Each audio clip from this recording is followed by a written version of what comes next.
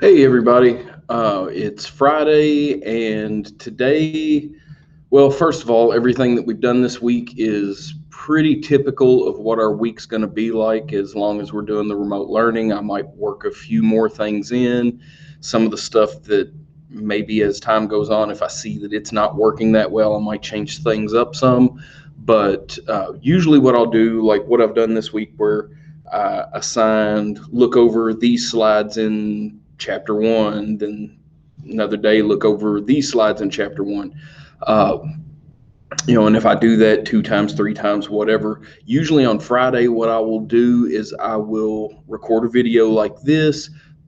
Since it'll be larger, I'll have to post it to YouTube, and then I will just link the video back into the classroom, where instead of being something that's on the classroom stream that you might have to download to watch, you can just pull up YouTube and you can look at it then. Uh, Now, one thing I will say about these videos, I'm still trying to keep them as short as I possibly can, even if it does end up being 20 minutes long, 30 minutes long, or 45 minutes long, like a regular class time.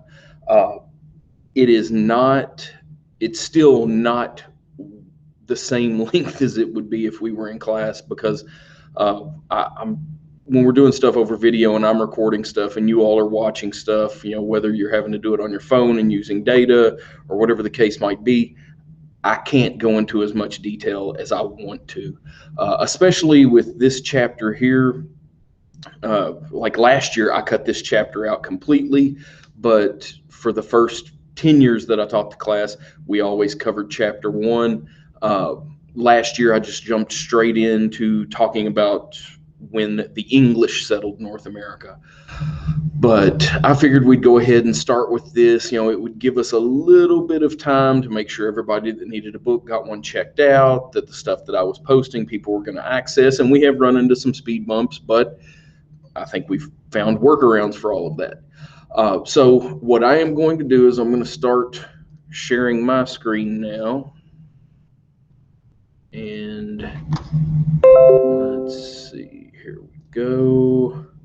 Now, what you can do, because even as of today, Thursday, September 3rd, I've had students, now I can't remember if it was a U.S. student or if it was a European history student, but today, after having in all of these classes multiple assignments made, where people needed to look over, whether it's packets, whether it's lecture notes, I have somebody that asks today, after multiple assignments have been made, where are those? Well, for you all, U.S. history, all you have to do is scroll down back on Monday, August 31st.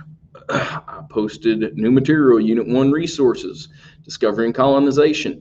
It has the first three chapters. This is generally what our units are going to look like. It'll be 3 chapters per unit.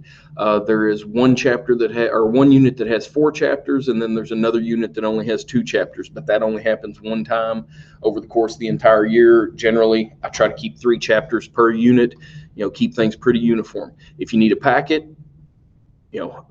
and it doesn't seem, at least nobody's contacted me saying that they had problems with the packets. All you'll have to do, anytime I ask for like section B, the multiple choice, all you have to do is get your answers, and I will when I'm going to make a part of the packet due, I'll make a Google form for it where all you have to do is submit your answers. A, B, C, D, or on true and false. I won't restate the question. All you have to do is click true or false. For fill in the blanks, I'm still working for a good way on those. I know we can do them on Google Forms. I'm just trying to decide what the best way to do that would be. For these first few chapters, though, we're definitely not going to be doing the full packets. But again, just kind of filling things out as we go through these, this first week or two, letting you all get a feel for everything. And also, you got to realize this is all new for me too. But to access the lecture notes, all you have to do is click on these. Google has a built-in presentation reader. Now, what I'm going to do is as I talk through these slides, I am not going to use this since it's rather small. So what I will do is I will pull up my PowerPoint and I will go into presentation mode. But let's go ahead and get started with this. And like I said, I will try to run through this as quickly as possible, so you don't have to skip over too much of the video to say that you watched it all the way to the end. Now, chapter 1 is one of the reasons that, for example, I didn't use this chapter last year, is trying to find a way to kind of speed things up. And we are going through this a lot quicker than we would if we were actually in class. But chapter 1, this is U.S. history, and chapter 1 is about where the native inhabitants of the Americas came from and Spanish colonization, European discovery of the Americas. It doesn't, your book doesn't get into English colonization until we get into chapter 2. But we're going to get through this fairly quickly here. Now, this first slide of the chapter, and again, I'm not going to read through the entire things. You're supposed to be looking through these slides, and I'm not going to insult your intelligence by reading them word for word, because that's kind of self-defeating. If I was going to do that, I might as well just put those up and not tell you to look over them. But, this is just talking about where the natives came from at the end of the last great ice age, which is believed to have ended around 10,000 BC. Nomadic hunters and gatherers that had crossed the land bridge that connected the most eastern part of Asia up in what would be Siberia today, and the tip of Alaska, where if you're on that last chain in the archipelago, you can see Russia off in the distance. But during the last great ice age, over the course of about 25,000 years, because the world's temperature had dropped so much, you had so much of the world's water locked up in glaciers that it dropped the sea levels. And when that happened, instead of there being a shallow sea, you had a land bridge that could be crossed. And that, in terms of how they populated North America, they were, like I said, hunters and gatherers. They were following their food. As herds of animals migrated from East Asia into North America, groups, tribes, families of these migratory individuals, they were just following their food. And as the animals crossed the land bridge, so did the humans. Now, and again, what happens is, as they start to move down the Pacific coast, once you get into what would be Alaska, what would be Canada today, and on down into the Pacific Northwest of the United States, they're continuing now. Of course, this is over thousands of years, over the course of about 25,000 years. So it wasn't all in one trip, that they followed caribou or whatever all the way down to the southern tip of Argentina. No, this is over the course of thousands of years and generations upon generations that continued to move south as, maybe a settlement got too big and a group breaks off, food was too scarce, a group breaks off and they continue to move on. Or the animals move out of a region, and again, as in they're not migrating north and south during warmer seasons and colder seasons.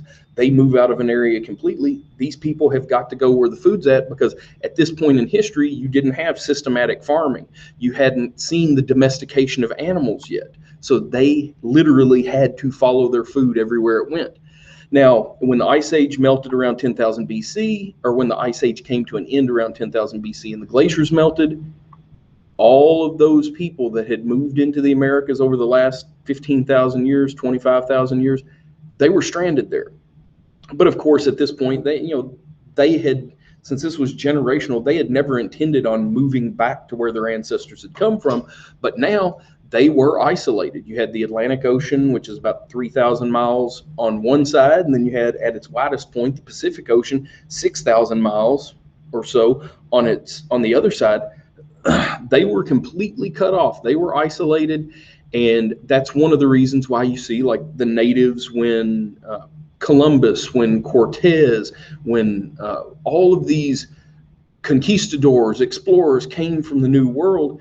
That's why you saw the Native Americans have such a hard time in terms of dealing with European diseases, is because while you did have interaction between Europeans and Asian populations and European and African populations, the Native Americans, while they may have had thousands and thousands of years ago had some contact with the ancestors of the Europeans or Africans or Asians, for a minimum of 10,000 years, 11,000 years, they'd been completely cut off and isolated. So they had different immune systems, and they didn't have immunities to what Europeans were bringing over and, infecting them with, coincidentally, or in some cases intentionally.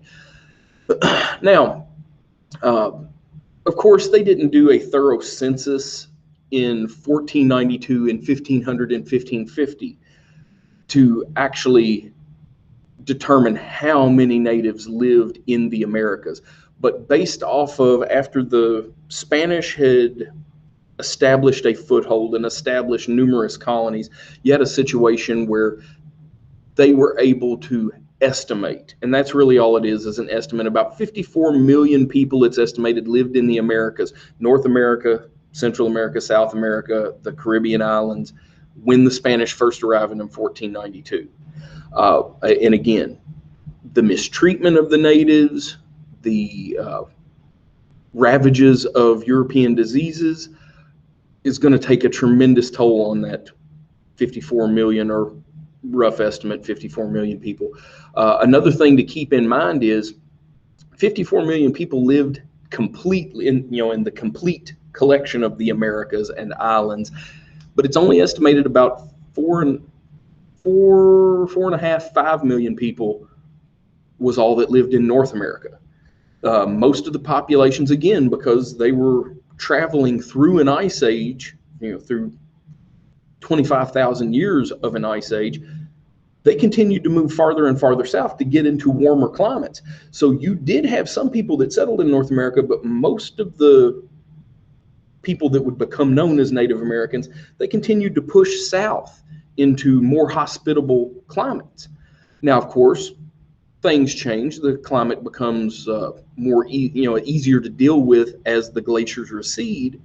But you see the bulk of the population being in Central America, South America, as opposed to being in North America, because for generations and generations, while the Ice Age was slowly coming to an end, it was still, I wouldn't say it was too cold to live in North America, but it was much easier, much more hospitable climate-wise the farther south you went. You didn't have any of the great civilizations of Mesoamerica.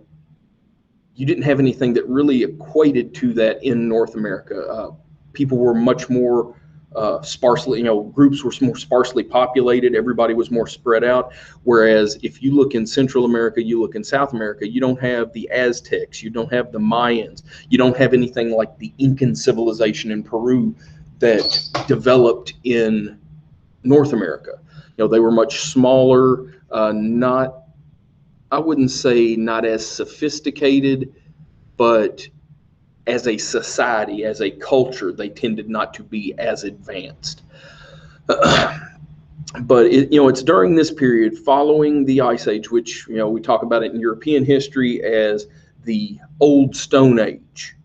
As you start to move into the Neolithic or the New Stone Age, from 10,000 BC on, that's when you start to see advances being made and pushes towards what historians, anthropologists would refer to as true civilizations. You see systematic agriculture, advanced agricultural systems. Systematic agriculture meaning that people were actually farming. They were planting seeds as opposed to being hunter-gatherers and going around and collecting the berries, the roots, the plants that they knew that they could eat. Systematic or advanced agricultural systems are when they know what they're doing and they're actually farming. They are putting seeds in the soil and they are harvesting the fruits of those labors. You also see among the Aztecs, among the Mayans, among the Incans, advanced knowledge of mathematics, advanced knowledge of astronomy, while it may have been surpassed in that knowledge may have been surpassed in modern times.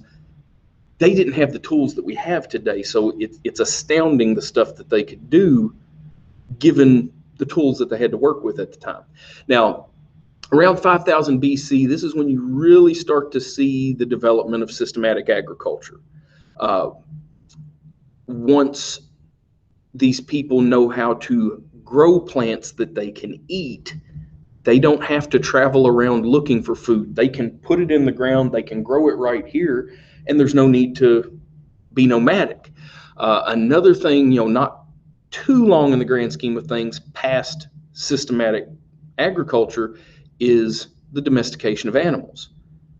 Somebody gets the idea, hey, instead of killing all of these animals, why don't we capture a boy elk and a girl elk, or wild cattle, whatever the case might be. And if we keep a boy cow and we keep a girl cow, and yes, I know that boy cows are called bulls, if we keep them in the same pen, then there ends up being baby cows before long. A lot of advances, whether it was figuring out various uses for fire, the fact that you could cook meat instead of having it raw, having to eat it right away, and what you couldn't eat ended up spoiling, or you try to eat spoiled meat and you get sick. You could cook it. It killed off bacteria. People didn't get sick as often. Didn't mean that they didn't get sick, because still at this point in time, you don't have any methods of preservation. So after a certain amount of time, food is, meat is going to rot. Now, all of this stuff is going to create a more stable basis for living. And once you have food, you don't have to go hunting for it. You have a source of clean water. Well, there's no need to travel around so much. So instead of temporary shelters, they start building more permanent shelters. You start to see the development of villages, towns. Eventually, towns are going to, in some cases, towns are going to turn into cities. And like I said, because you have larger populations and more chance for advancement in southern regions of the Americas, that's why you do see the large sprawling civilizations like the ones that the Mayans had, the Aztecs had, or the Incans. And there are others, but those are the three big ones that you always talk about when you talk about Mesoamerican history. Now, around 1200 BC, you see more developed settlements had reached, the American Southwest, namely the Pueblo Indians, and we know that they were more advanced because they had developed their own irrigation systems to feed their crops. You live in the American Southwest; it's arid, it's very dry, it doesn't rain a lot, so you've got to make do, or you've got to do the best you can with what little water. When it does rain, you got to do the best you can with what water you have, so you can grow your crops, so you can feed your people. That's one of the things that probably pushed settlers farther south, is that region didn't get a lot of rain. So yes, some people could live off of the crops that were being grown there, but there wasn't enough food to sustain a large population. So you see people move farther south into more hospitable territory. Excuse me. Around 1000 AD or so, you see corn cultivation, which had been used more on the West Coast, American Southwest, definitely farther south. You see corn cultivation reach, and we're making a 2200 year jump here. But around the year 1000, it's indicated that corn cultivation had made it all the way to the Atlantic seaboard, along the area where the 13 colonies would be established. Then again, we jump forward another 500 years. This is really the North American equivalent, the closest thing that they could come up with, that archaeologists, anthropologists could come up with, that would even come close to rivaling some of the greater civilizations to the south, the Iroquois Confederacy. And still, the Iroquois Confederacy, it wasn't so much a single civilization or single society like the Aztecs had. It was just groups of independent, smaller tribes that happen to live in the same region and were roughly at the same technological level and level of advancement, but still, even the Iroquois Confederacy was nowhere close to what the Aztecs or the Incans obtained, at least at the level of civilization. Now, unlike Europeans, Native American groups, while they looked at it more like a partnership, working with nature as opposed to pushing their will upon nature and making changes to the landscape and stuff like that. And that's what Europeans did when they came into the Americas, settled, started building colonies. We made changes to the landscape, whether it's damming rivers, whether it's clear cutting forests, and then pulling the stumps up and clearing things off, or cutting down a forest, cutting down a wooded area and planting crops in large scale, as they start to build plantations and stuff. That's, in a lot of cases, the differing outlook towards nature is what ends up driving a wedge between Europeans and Native Americans. But also, the other thing that drives that wedge, I guess you could say the hammer that drove that wedge, was the treatment of Native Americans by Europeans, because not all, but a lot of Europeans that were coming to the Americas, they saw themselves as superior to the natives, and therefore they thought that the natives were beneath them, and in a lot of cases were subject to them, to their leadership, to their laws. And the Native Americans did not see it that way, and that, while it might have been fighting a losing battle as more and more Europeans come into the territory, that's one of the reasons that the Native Americans fought so hard, is because they did not see themselves as inferior. Honestly, they saw themselves as superior to the Europeans, because the first Europeans that came to Jamestown, that Cortez and his men, when they first landed on the coast of what would be Mexico today, they didn't know how to survive. They were not survivalists. Some were soldiers. The initial settlers at Jamestown, a lot of times they were farmers from the English countryside. They were blacksmiths. They were tradesmen. They were not survivalists. They did not know how to make it in the wild, whereas that was just life for the Native Americans. Like I said, you had, as of 1492, now, of course, there's not going to be an English person set foot on North American soil until 1607, when Jamestown is founded. Now, of course, Roanoke was 1585, and it was an island off the coast of North America. But, well, the following spring, whenever a ship went back to check on the Roanoke colony, that's why it's referred to as the Lost Colony, is because all of the settlers were gone and they never found any trace of them. But like I said, North American societies were much smaller, much more dispersed, spread out than they were farther south, because, as you go down through Central America, the land mass gets narrower and narrower. It's like a funnel. The people by nature, even though there were 10 times the population in Central and South America as North America, you also have less land, so they become even more and more concentrated until you get into South America, and then things kind of spread out again. But still, you had many more people living in Central and South America than in North America.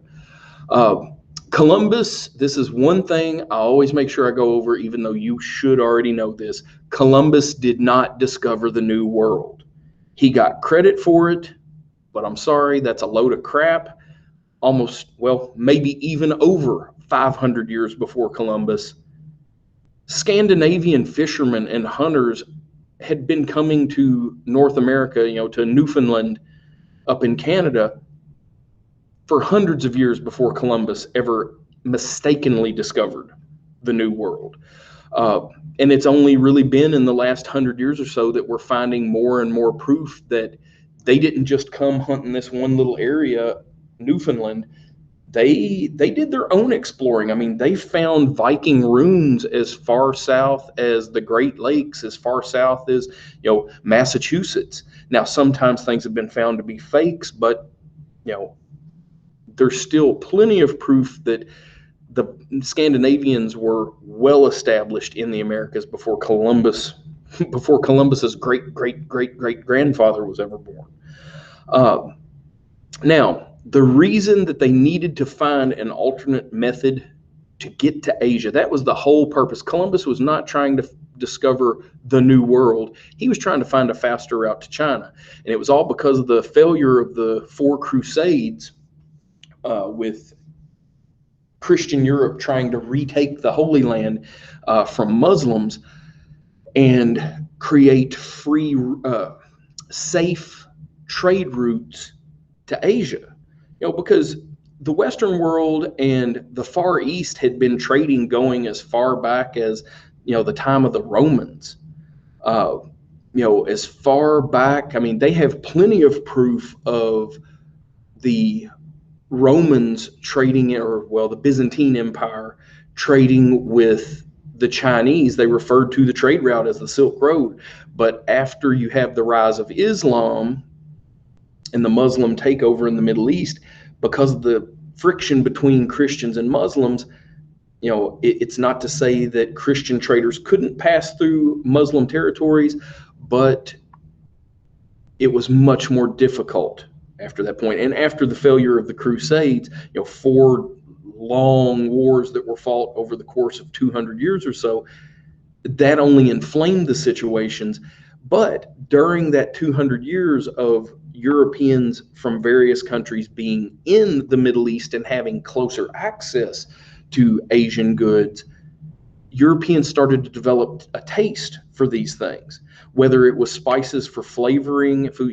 The European diet, when you get into the Middle Ages, the European diet is extremely bland. They had salt. Salt, back in the time of the Romans, in some cases, salt was worth more than gold, because that was a way to preserve meat. But in terms of flavorings, the big thing here, it wasn't just because, we desire exotic flavors. A lot of it was you still didn't have reliable forms, and because salt, you could have salt shortages that cut down on the ability to preserve meats. Well, when you actually were fortunate enough to have meat, you didn't let any of it go to waste. And that means that if you managed to purchase or get a hold of, a deer flank or horse, cow, whatever type of meat, if you actually got some meat, you ate it until it was gone, until there was nothing left. You used the bones to make stock, broth. But that means if it takes you 6-7 days to eat that, haunch of meat, you keep eating, and by day 3, day 4, since you didn't have refrigeration, there wasn't any getting the Tupperware out of the fridge and warming it up. You kept it over an open fire, but who knows if the heat was high enough to keep bacteria from growing, and the meat's going to start to break down. You put leftovers in the fridge, they don't last forever. Eventually, you're going to open up that tub of something, and it's going to have a nice little fuzzy green ecosystem growing on it. But a lot of cases, the Eastern spices, spices specifically coming from India, from Southeast Asia, they were used for flavoring, not because you like the flavor of a certain spice most of the time. Mainly, it was because you get strong spices and you flavor the crap out of a piece of meat, because more than likely that meat was rotting. And you had to use heavy spices, hot flavors, strong pepper, lots of salt to cover up the fact that you're eating rotting meat.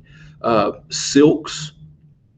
People didn't bathe in the Middle Ages on a regular schedule, so sometimes, you just get strong perfumes, and that covers up the smell. Persian rugs, as they're referred to, colorful tapestries, things like that. They were, acknowledged for their beauty and kept for decoration purposes. But because it became harder and harder for Europeans to travel through the Middle East following the Crusades, they had to simply make it to Middle Eastern ports along the Mediterranean coast, and they had to buy Asian goods from Middle Eastern merchants. Well, Middle Eastern merchants see that there's a market here, so what do? They jack the prices up. So European merchants they're looking for a way to try to make that, to be able to get to the goods at its source, where it's cheapest, where they don't have to pay an inflated price to a middleman, then have to raise their price so they could make a profit as well. So by the time you get into the mid to late 1500s, European merchants are trying to find alternate routes to Asia so they can bypass the Middle Eastern middlemen that were profiting off of European sales. Now, the Portuguese are the first that attempt to find a route around Africa in modern Europe. Going as far back, we know that the ancient Greeks, as late as, even around 300 BC, the Greeks believed that Africa went all the way to the bottom of the map, that you could not sail around Africa. And it took the Portuguese almost 50 years. Prior to 1450, you always made sure that you kept, if you were sailing south along the African coast, you always kept land. You kept a thin black line, which was land, on the horizon to the west, to the east. That should be on your left if you're going south. Well, if you ever lose track of land, like at night, if a storm hits, blows a ship off course, if they get blown far enough out to sea that they can't see land anymore, there's a good chance they're going to get turned around and never make it back to shore. That's one of the reasons why people thought that the earth was flat and you could sail off of the edge of it, because there were so many ships that never came home. It wasn't until the Portuguese, the Crown Prince of Portugal at the time, Prince Henry the Navigator, he ends up, his father, he wanted to be a sailor more than anything. His father, of course, wouldn't allow it because he was going to be the next king of Portugal, and sailing was extremely dangerous. So what they end up doing is he opens up a school, and they invite people interested in sailing from all over Europe to train at this school. Some of the best sailors, navigators, bookkeepers, ship captains, they're like the professors at this university. And because the best sailors in Europe come to Portugal to study here, the European government, or the Portuguese government, starts sending expeditions south to try to find a way around Africa. 1488, 4 years before Columbus, Bartholomew Diaz found a way around the tip of Africa.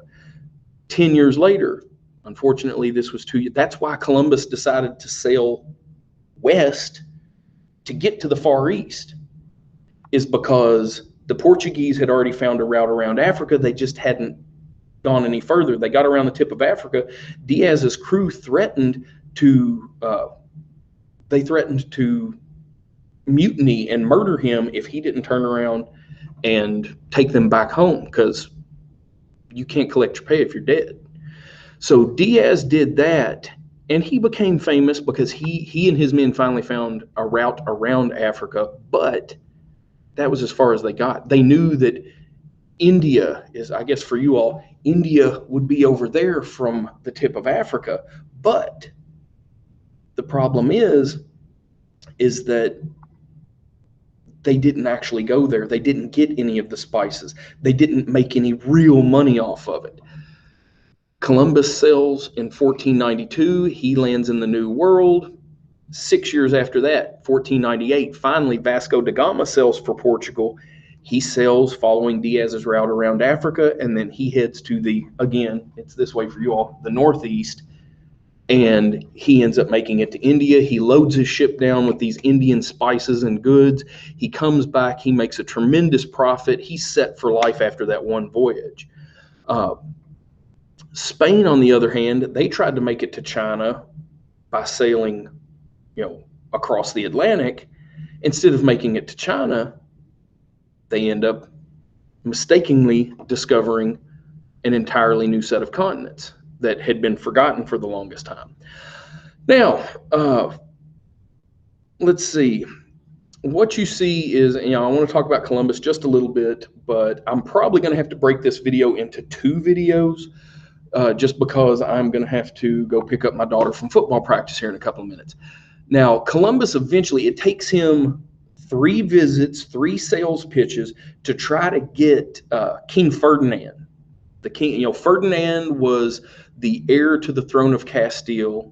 his wife, Catherine of Aragon, they unified Spain. Before that, Castile was a nation, Aragon was a nation. When Ferdinand and Isabella end up getting married, they merge Castile and Aragon into a single unified Spanish nation. Now, Ferdinand really didn't like Columbus. Catherine, on the other hand, there was Columbus was charismatic. And maybe Ferdinand just didn't trust Columbus. He was a pretty slick talker. Maybe he just didn't trust Ferdinand. And I said Catherine of Aragon. I'm sorry, it's Isabella of Aragon. Catherine of Aragon was another Spanish royal.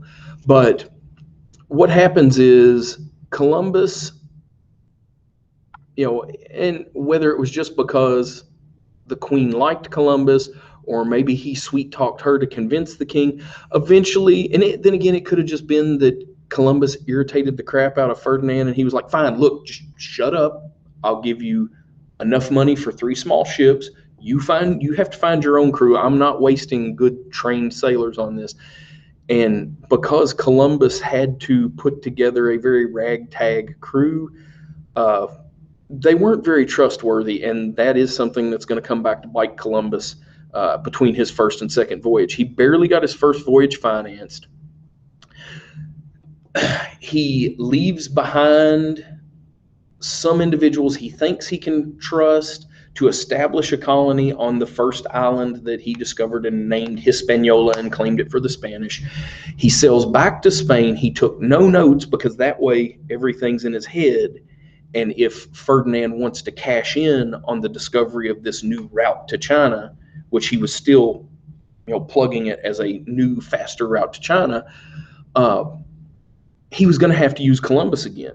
And part of Columbus's deal with Ferdinand was, Columbus didn't get a lot of money up front. He wasn't going to get super rich off of discovering anything. But part of his deal was, in his contract with the king, any land that I claim for Spain, I get to be the governor of. That was where he saw the money coming in, because when a European nation generally established a colony, the governor of that colony got a percentage of any tax revenue before taxes were turned over to the parent country back in Europe. When Columbus returns for the second voyage, the crew that he left behind to start a colony had completely abused the native population. The men had been forced to labor in mines because what little gold and silver that had been found by Columbus's men, there must be more of it, because Columbus had been telling his crew about these stories about, he's heard that there's just gold all over the place. And so while after Columbus sails back to Spain, they start forcing the men to do that, and they're not treated well. They're not fed well. So they're being beaten. They're being underfed. They're dying from exhaustion. The crew, again, some of Columbus's crew came out of prisons. They were rapists. They were murderers. They were thieves. They mistreated the women. And on the second voyage, Columbus brings back, because Ferdinand was like, holy crap, he made it. So what they ended up doing is, this time Ferdinand sent more ships. He sent more men. He sent government officials that he could trust, because he didn't trust Columbus. And when they arrive for the second, on the second voyage, they see that this colony is an absolute disaster. When those ships go back to Spain after the second voyage, Columbus is thrown in prison. He talks his way out of prison, and a couple of years later, he convinces them to give him another chance. And he bounces around on a third voyage. He hits a few more islands, claims those for Spain, ends up going back to Spain. This time, he gets thrown in prison a second time between his third voyage and his fourth voyage for defaulting on loans. He had outstanding debts that he couldn't pay because he really wasn't making any money. And finally, with his fourth voyage, he convinces the Queen Isabella to release him from prison yet again, give him another chance. This time she gives him ships that literally were rotting in the water. maybe just hoping that he wouldn't make it back, because those ships were in such bad shape. And with Columbus, it was always, if you give me one more chance, 2 more weeks and I'll make it to China. 2 more weeks and I'll make it to China. That's what he's always saying. Just a couple more days, just a couple more weeks, and I'll make it to China. Well, on the 4th voyage, they bypass the Caribbean islands. They get in deep into the Gulf of Mexico. They get hit by a storm off the coast of the Yucatan Peninsula, and the ships get destroyed because they were in such bad shape. They get stranded on the mainland. But what happens is Columbus, I can't remember if he got sick while he was stranded, because they were stranded, I want to say, for a couple of months. And he got really sick, and he just never recovered. He was in such poor health after they got rescued that when he's taken back to Europe, he spends the rest of his days, a broken shell of a man. On his deathbed, it said that he was still saying, if he had one more chance, if he had been given a 5th voyage, then he knows he would have made it to China that time. So he discovered the New World by accident, but it was going to change the world. It was going to, affect all 4 continents that touch the Atlantic, all of the Americas, Europe and Africa. It's going to provide new markets for Europe. Or they had markets for the American goods. They had money, capital. They had technology that they're going to spread into these new cultures. Africa is going to end up providing the labor, and the Americas are going to provide the raw materials. I'm going to stop here with Where Worlds Collide, and I will come back with a second video. Sorry that I had to do this, but I will be back here before long with a second video. Talk to you in a little bit.